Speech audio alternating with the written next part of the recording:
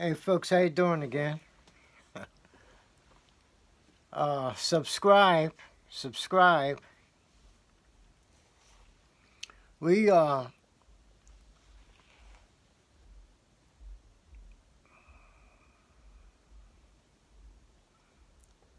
we talked about sacrifice in the last video and the transfer of energy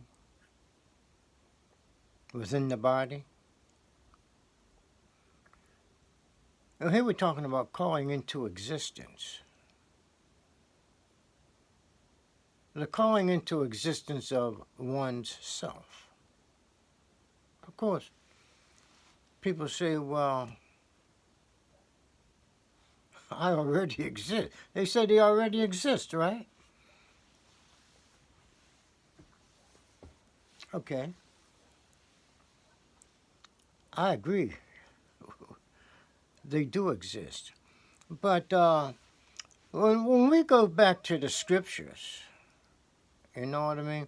They're talking about an existence that is somewhat different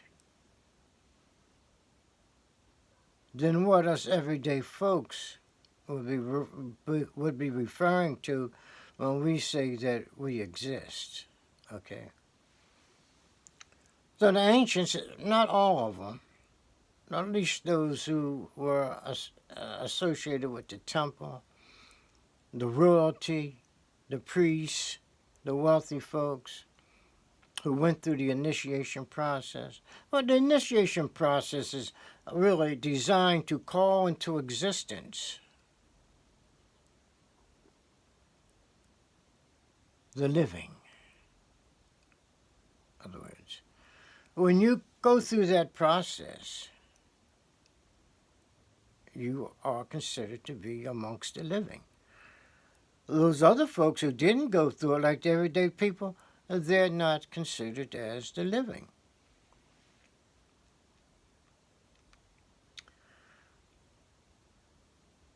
So we're talking about, even though, we're talking about alternation of consciousness. Okay. And so the everyday folks wasn't really viewed as the living by the higher echelon. The everyday folks wasn't called the living because they haven't went through the process. Simple as that. So to call oneself into existence, people can do this themselves if they wanted to, get into such a thing.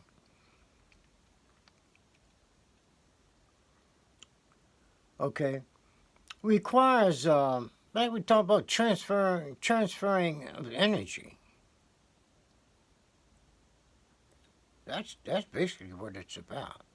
Because our system is basically a closed system. We are electromagnetic beings. And our system is closed. Even though we eat food, and it gives us nutrition and sustains us and so forth and so on. But we lose energy too, simply by being alive. So we know we lose and replace what we lost.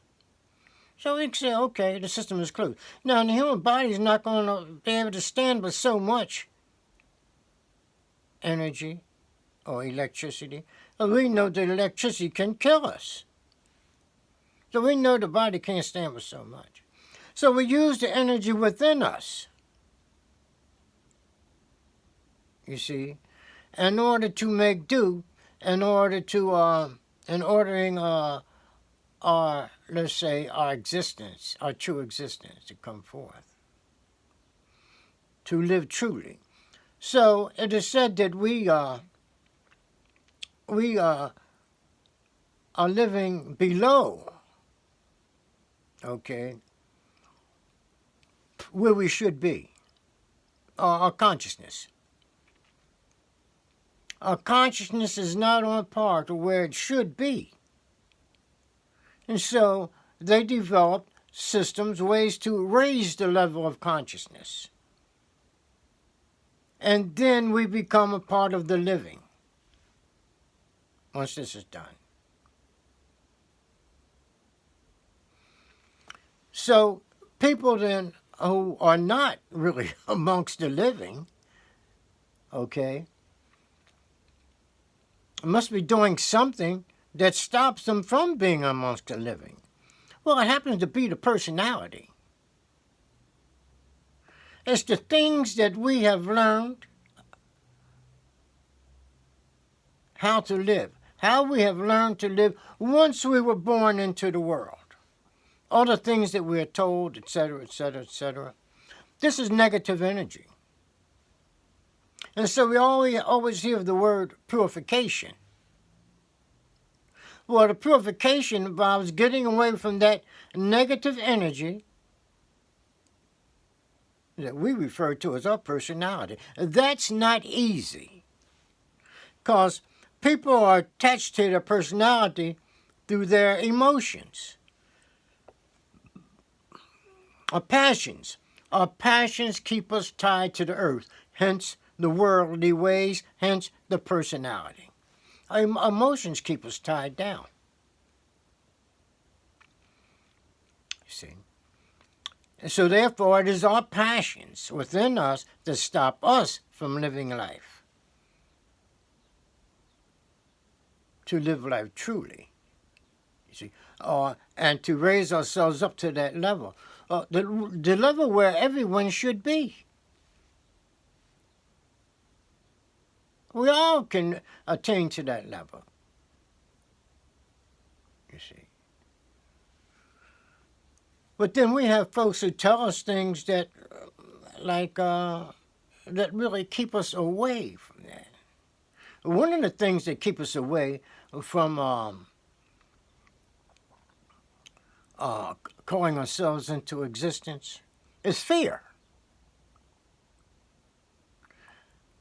People put fear into us. Fear is a passion. It ties us to earth. And it ties us to other people. Fear. It ties us to other people. Like love and hate ties us to other people. Hence earth. It keeps us within. It stops us from expanding our level of consciousness. Fear and other passions. All the other passions too. Fear is instilled in us sometimes through what we call demagoguery. When people tell us things to scare the heck out of us so that we will follow what they do. In other words, if you don't do this, you're going to suffer this and that.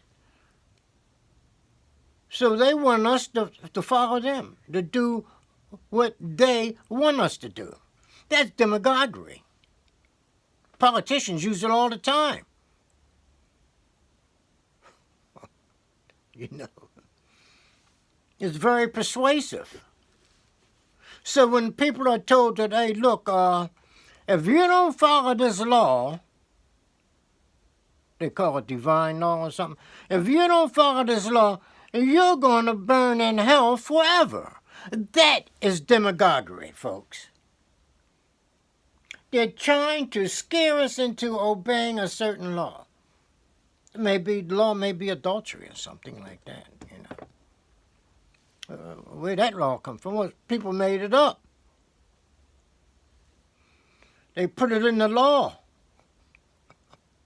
to scare you, to scare people with it. You're going to go to hell if you do that. They know very well that people are going to do it. They've been doing it from the beginning. Well, in the beginning, it wasn't called adultery, it was called survival and reproduction. Now they call it adultery or fornication, you know. But in any event, you're told that you're going to go to hell if you do it. You know what I mean? So if you don't follow these laws these people have promulgated, you're going to go and you're going to burn in hell. Just like that. And so people follow them. But these very laws put fear into people, and fear keeps you from the kingdom of heaven. Fear stops you from altering your level of consciousness, because fear keeps you attached to this body just the way you are. And therefore, it is said that you are not amongst the living because you are held back.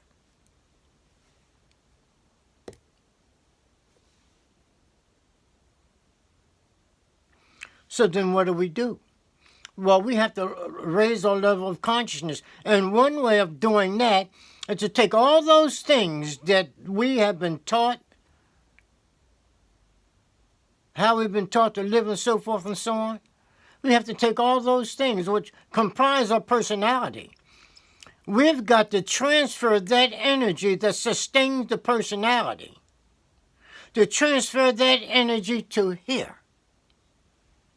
If you get rid of that old personality, all those things, all those fears, all those hatreds, and everything, all these passion of things that keep us tied to earth, if you get rid of them, the only place you can go is up. Here, consciousness. If you take away what's holding you down, then the only way you can go is up.